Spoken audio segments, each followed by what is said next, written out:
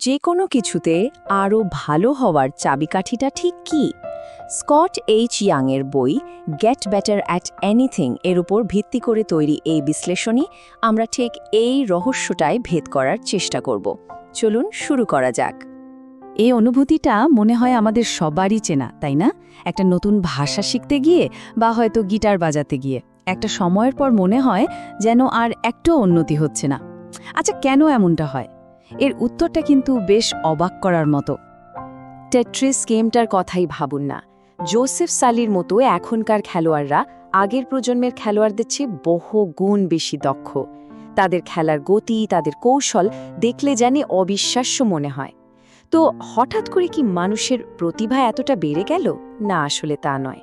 আসল রহস্যটা লুকিয়ে আছে অন্য কোথাও। আর এটাই হলো সেই আসল রহস্য।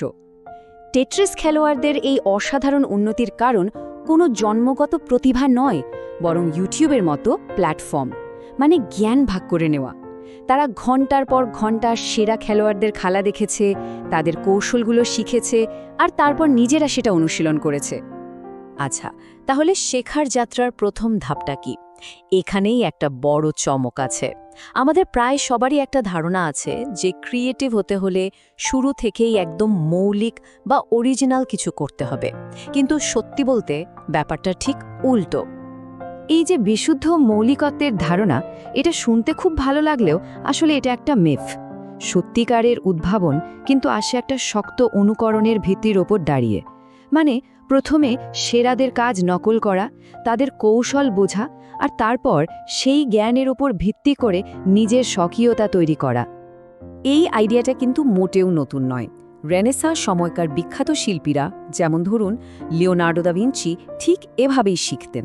শিক্ষানবিশরা বছরের পর বছর ধরে তাদের উস্তাদদের কাজ হুবহু নকল করতেন, আর এই অনুকরণের মধ্যে দিয়েই তারা শিল্পের কৌশলগুলো আয়ত্ত করতেন এবং পরে নিজেদের কিংবদন্তি তুল্য শৈলী তৈরি করতেন। স্কট ইয়াং তার বইতে উন্নতির জন্য খুব সহজ কিন্তু দারুণ শক্তিশালী একটা ফ্রেমওয়ার্ক দিয়েছেন। দেখা, করা আর ফিডব্যাক। মানে প্রথমে সেরা উদাহরণগুলো দেখুন, তারপর সে অনুযায়ী লক্ষ্য ঠিক করে অনুশীলন করুন, আর সব শেষে ফলাফল দেখে নিজের কৌশলে প্রয়োজনীয় পরিবর্তন আনুন। এই সহজ চক্রটাই যে কোনো দক্ষতা অর্জনের মূল ভিত্তি। চলুন এবার ফ্রেমওয়ার্কের দ্বিতীয় ধাপে আসা যাক, মানে করা বা অনুশীলন।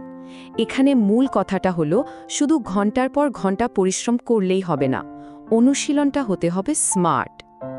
একটা খুবই গুরুত্বপূর্ণ আইডিয়া হলো দ্য ডিফিকাল্টি সুইট স্পট। এর মানে হলো এমন চ্যালেঞ্জ বেছে নেওয়া যে আপনার বর্তমান দক্ষতার চেয়ে সামান্য একটু কঠিন। যেমন সাইফাই লেখিকা অক্টাভিয়া বাটলার ঠিক এটাই করতেন।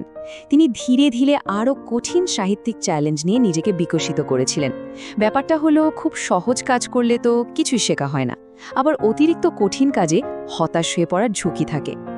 অনুশীলনের আরেকটা গুরুত্বপূর্ণ দিক হলো বৈচিত্র্য। আমরা প্রায় ভাবি যে একই জিনিস বারবার করলেই বুঝি দক্ষতা বাড়ে, কিন্তু গবেষণা বলছে অনুশীলনে একটু বৈচিত্র্য আনা একঘেয়ে পুনরাবৃত্তির চেয়ে অনেক বেশি কাজের। কিন্তু কিভাবে এই বৈচিত্র্য আনা সম্ভব? অনুশীলনে বৈচিত্র্য আনার কিছু সহজ উপায় আছে, যেমন পড়ার বিষয়গুলো অদল বদল করে পড়া, বিভিন্ন ধরনের মানুষের সাথে কাজ করা, বা কোনো একটা দক্ষতার পেছনের থিওরিটা একটু জেনে নেওয়া। মূল কথা হলো যান্ত্রিকভাবে একই জিনিস বারবার না করে বিষয়টাকে বিভিন্ন অ্যাঙ্গেল থেকে দেখা।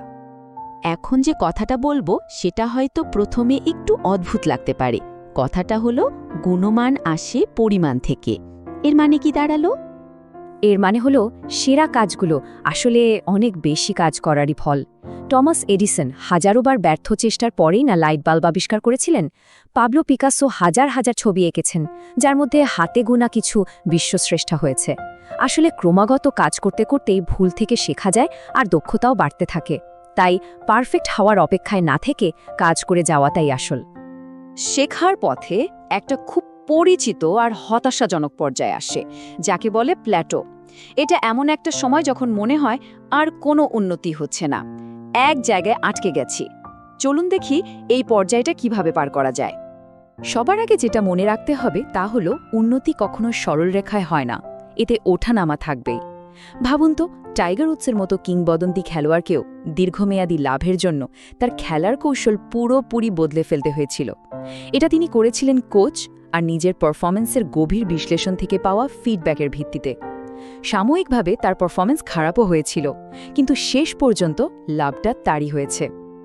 অনেক সময় বিশেষজ্ঞদের পরামর্শ শুনেও কোনো লাভ হয় না, উল্টো আরও কলহম বাড়ে। এর কারণ হল জ্ঞানের অভিশাপ। একজন এক্সপার্ট এতটাই দক্ষ হয়ে যান যে তিনি ভুলেই যান একজন নতুন শিক্ষার্থীর ঠিক কোন জায়গাটায় সমস্যা হতে পারে। তাদের কাছে যেটা পানির মতো সোজা, একজন নতুন শিক্ষার্থীর জন্য সেটাই হয়তো পাহাড় ডিঙানোর মতো কঠিন। তবে সত্যি বলতে, উন্নতির পথে সবচেয়ে বড় বাধাটা কোনো কৌশলগত সমস্যা নয়, বরং আমাদের মনের একটা আবেগ, আর সেটা হলো ভয়। ব্যর্থ হওয়ার ভয়, লোকের সামনে বোকা বনে যাওয়ার ভয়। এই ভয়ের কারণে আমরা নতুন কিছু চেষ্টা করা বা কঠিন চ্যালেঞ্জ নেওয়া থেকে পিছিয়ে আসি আর একই জায়গায় আটকে থাকি। তাহলে এই ভয়ের সমাধান কি? খুবই সহজ, ভয়কে মোকাবেলা করা। মনোবিজ্ঞানের ভাষায় যাকে বলে এক্সপোজার। যে পরিস্থিতিকে ভয় লাগে, ধীরে ধীরে আর বারবার সেটার মুখোমুখি হলে একটা সময় সেই ভয়টা আর থাকে না, বরং আত্মবিশ্বাস বেড়ে যায়। আচ্ছা, এতক্ষণ তো অনেক কিছু জানা গেল। এবার সবগুলোকে একসাথে করে একটা পরিষ্কার নীল নকশা বা ব্লুপ্রিন্ট বানিয়ে ফেলা যাক, যেটা যে কোনো কিছু শেখার ক্ষেত্রেই কাজে লাগানো যাবে। এই হলো আপনার ব্লুপ্রিন্ট। 1. সেরা উদাহরণগুলো দেখুন ও অনুকরণ করুন। 2. স্মার্টভাবে অনুশীলন করুন, সঠিক চ্যালেঞ্জ নিন, বৈচিত্র্য আনুন আর পরিমাণের উপর জোর দিন। আর 3.